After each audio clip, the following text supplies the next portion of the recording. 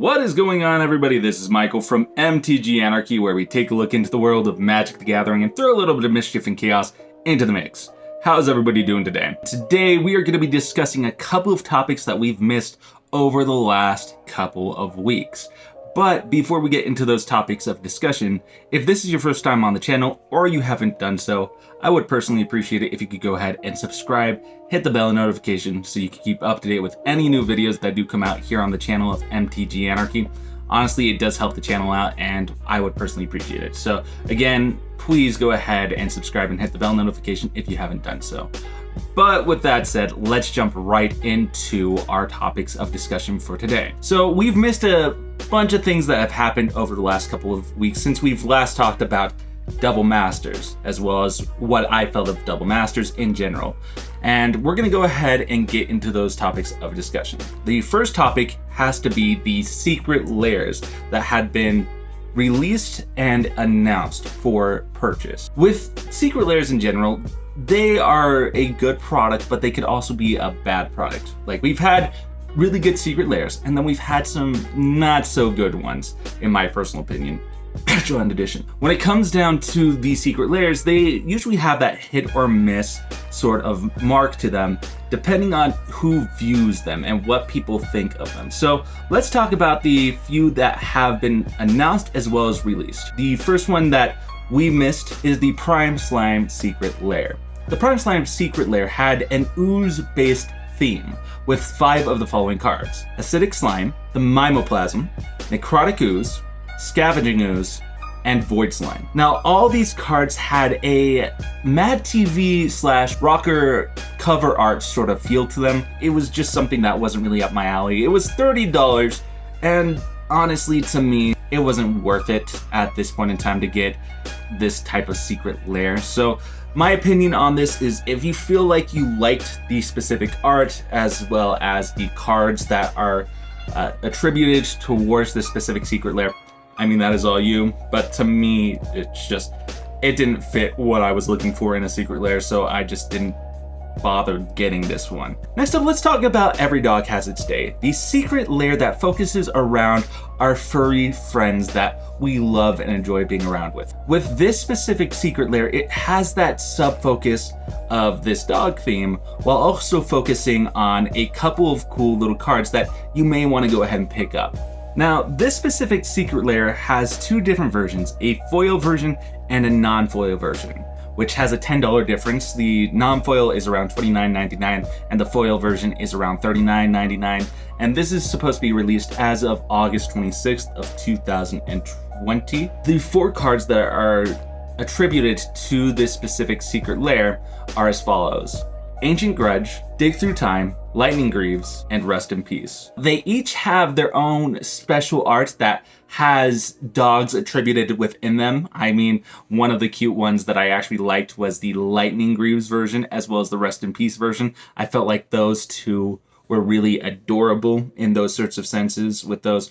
And we do see a lot of play when it comes to those specific cards, especially when it comes to Commander. Ultimately, I like those types of cards and I personally want to get them. However, with everything right now, especially with what's going on in Magic the Gathering, how much money these are all costing in general, this may be something that I might be passing up. Personally, you're going to have to wait until late October, November, even December, from what I'm hearing, for these to actually receive these because of everything going on. So, a final decision on this one: if you feel like you like this dog archetype and you want to get these, especially if you're playing like Commander or anything like that, get them. I think they're pretty cute, but aside from that, honestly, to me, they are just collectors, and it's $30 for this product, which I'd rather go ahead and be saving towards like Zednikar Rising or the Commander Legends product, which we'll talk about in a bit. Moving on, let's talk about the bans and restrictions that have happened as of August 24th of 2020. On August 24th of 2020, if you have not heard,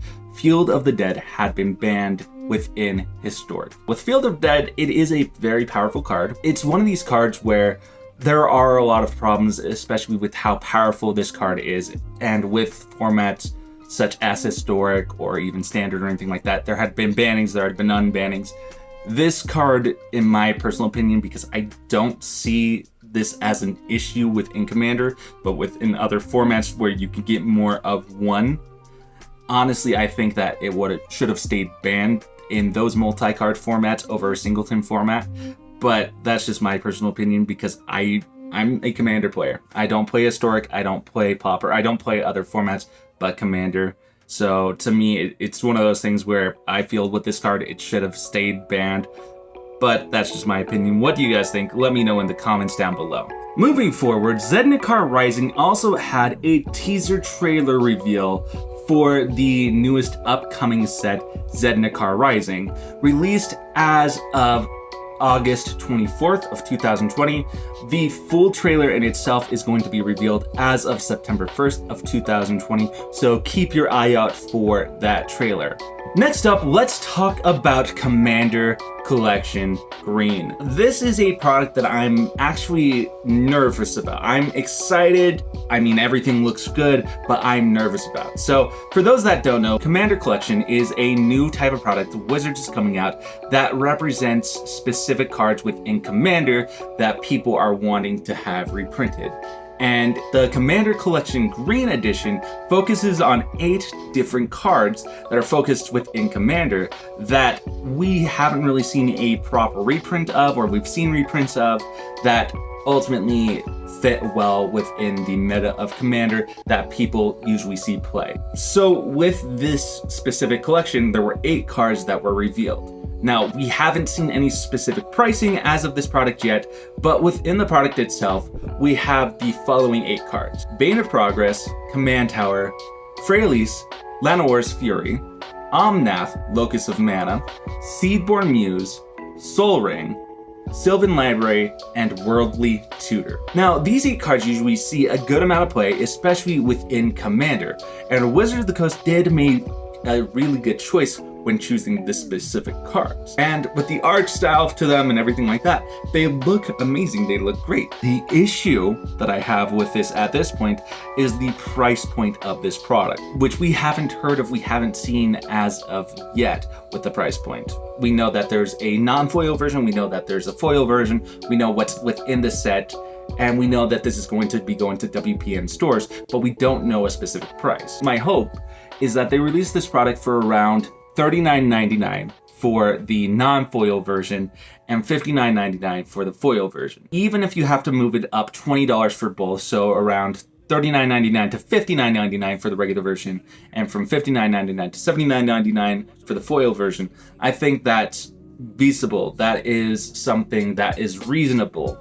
I think that with those specific prices, people are like, okay, you know what, this is something that I would want to play in Commander. There's some really good cards, really pricey cards within here, and you know what, I'm not getting gypped. But any higher than those price points, I think that it will cause an issue like Double Masters did. Commander in itself is a format that is supposed to really be casual. I mean, you have your competitive and you have your casual, and with these specific cards, they fit what Commander is, especially with Green. You're supposed to have fun with these cards. With Bane of Progress, Command Tower, Sol Ring, Seedborn Muse, yes, in their own rights, they could be broken, but they're still good cards that people really need for Commander. To put these in this product, sell it for around $39.99 or even around $59.99 for the non-foil versions, I think that's a reasonable price. If it goes any higher than that, that's where I could see the greed coming out of Wizards of the Coast and the secondary market. And what I mean by the secondary market is, since Wizards of the Coast has decided to remove MSRP back in 2019,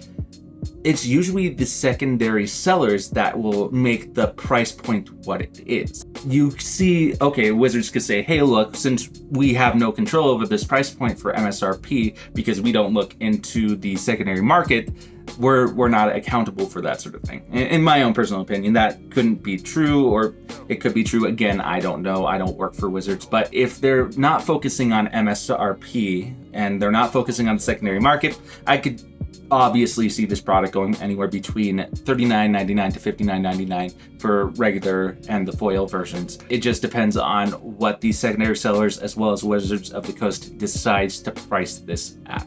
So to me, I like it. I feel like this is something that could be worth it and should be worth it, but at the right price point. If it's not at the right price point, then this is a no-go for me. Finally, let's talk about Commander Legends. We just got that reveal over Command Fest about what the product is, what's going to be partially in it, as well as what we can expect what this product will be.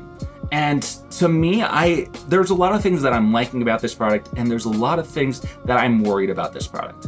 The first thing that I like about it is that they have brought the partner mechanic back.